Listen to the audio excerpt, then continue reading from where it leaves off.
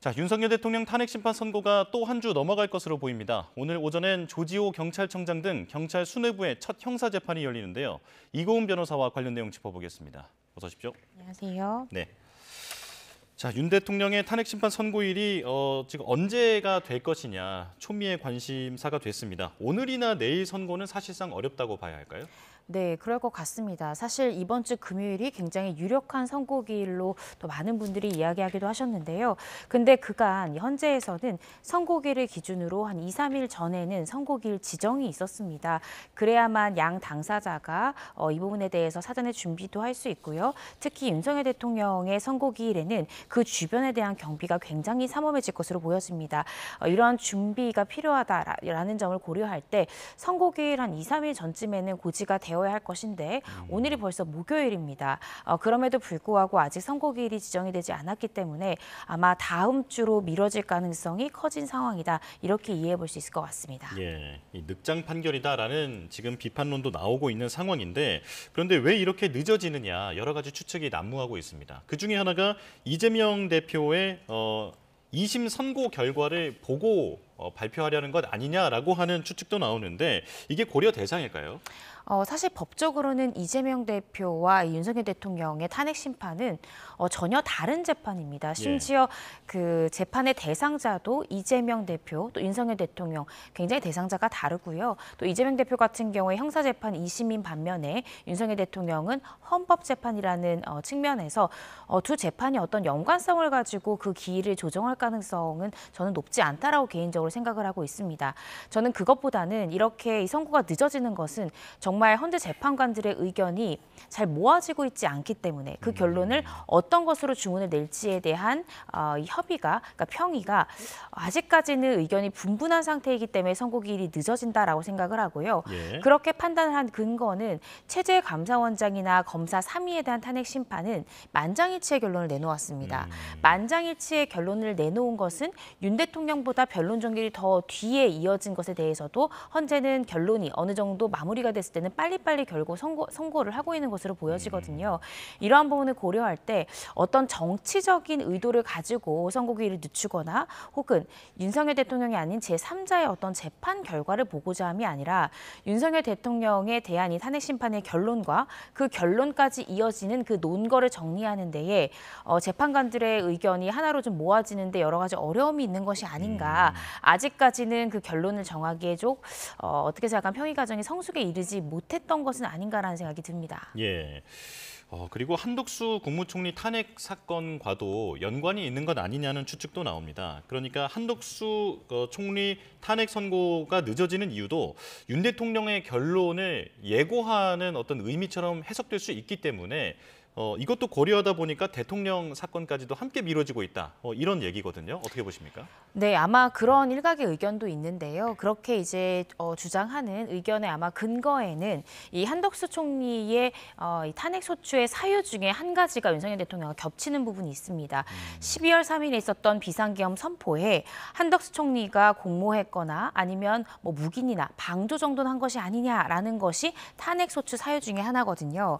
그러면 이 헌재에서는 이 한덕수 총리에 대한 탄핵 심판의 이 결정문을 작성할 때 이 12월 3일에 한덕수 총리가 과연 묵인 방조 내지는 함께했느냐 이 부분에 대한 판단을 내려야 됩니다. 그리고 이렇게 판단을 하려면 그 12월 3일에 있었던 이 비상계엄 자체가 위법 위헌했는지 이런 것들에 대한 판단도 들어갈 가능성이 있거든요.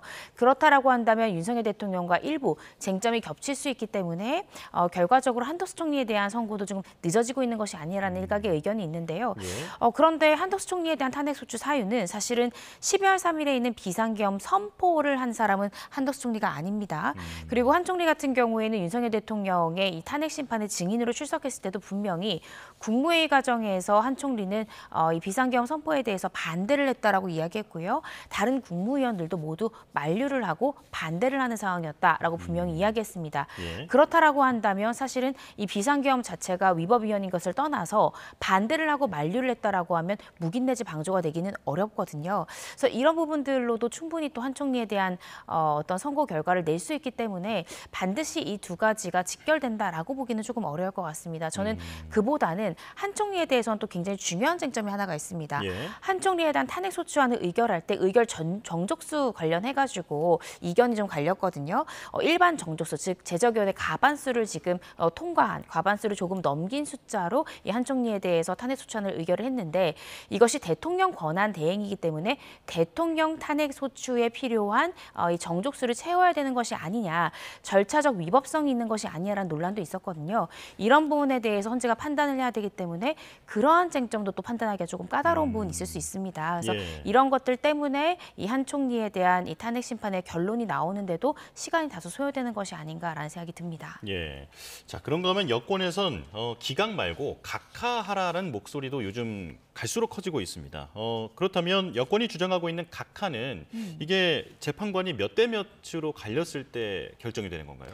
물론 재판관들이 전원 각하를 했을 때 각하 주문이 나오고요. 예. 지금 헌재가 일부 보도 내용에 따르면 예를 들어 재판관 4인이 인용 결정을 내리고 4인이 각하했을 때도 주문이 각하로 결정된다라는 이제 보도들이 나오고 있습니다. 예. 즉 이제 4인 이상이 이제 각하라는 결정을 내리게 되면 이제 각하로서 결론이 내려지는 건데요.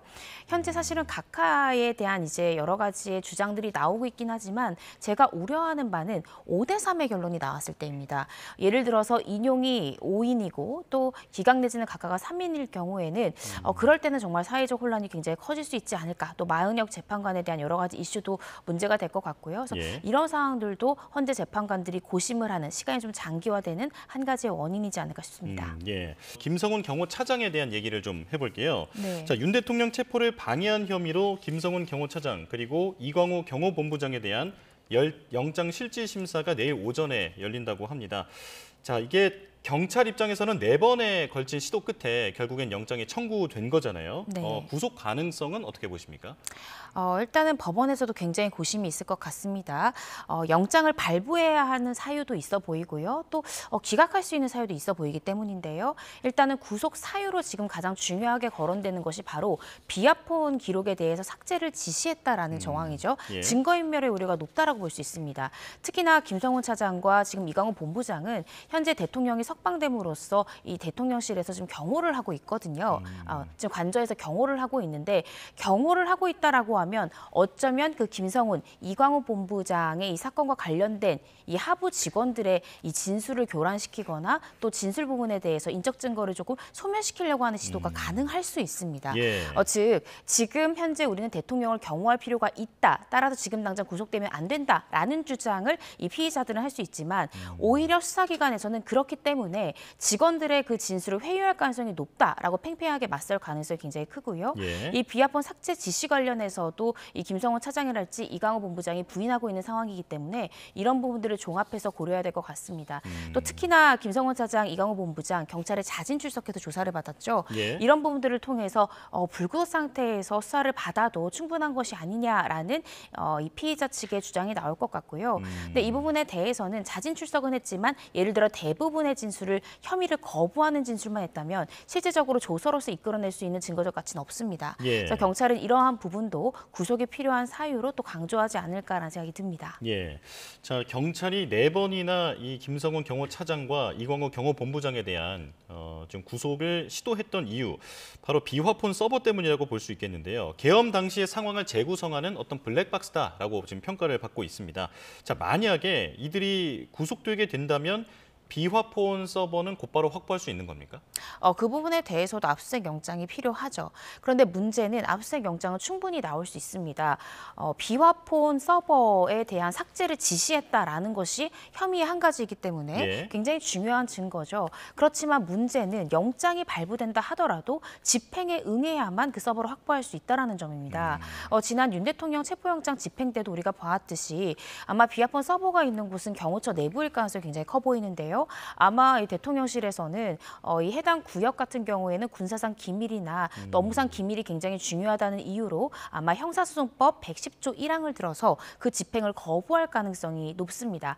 군사상 기밀을 요하는 곳에 대해서는 책임자의 승낙이 필요하다라는 규정 때문인데요.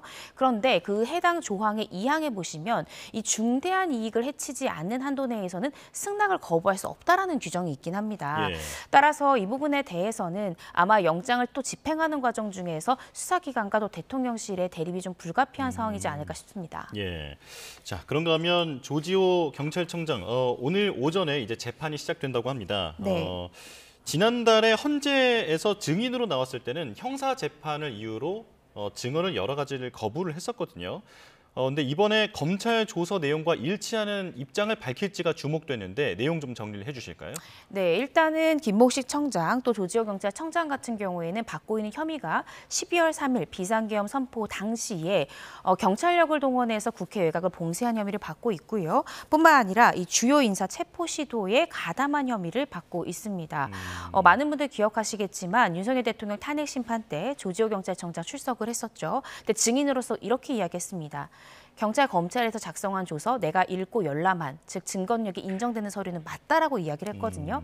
그 말인즉슨 내가 수사기관에서 했던 진술이 사실과 일치한다라는 것이고요. 그렇다라고 한다면 이번 이 형사재판에서도 검찰에서 조사받은 내용대로 진술할 가능성이 높지 않나 싶습니다. 그리고 탄핵 심판 증인으로 출석했을 때도 조 청장은 분명히 윤석열 대통령으로부터 지시를 받았다라는 점에 대해서는 일관되게 진술을 했고요. 그렇지만 그 부분을 거부했다라는 부분은 수사기관의 진술과 동일하다라고 이야기를 했기 때문에 아마도 재판 과정에서 이런 부분들을 이야기를 하되 이 치안 유지를 위해서 경찰청장으로서 불가피한 정당한 공무수행이었기 때문에 이 부분을 두고 어떤 혐의가 성립하진 않는다라는 이 부인 주장을 할 것으로 예상이 됩니다. 예, 오늘 재판에서 직접 의견을 또 밝힐 수 있는 기회가 주어질 수도 있다라고 하는 보도도 있었는데요. 잘 지켜봐야겠습니다. 이고은 변호사와 함께했습니다. 고맙습니다.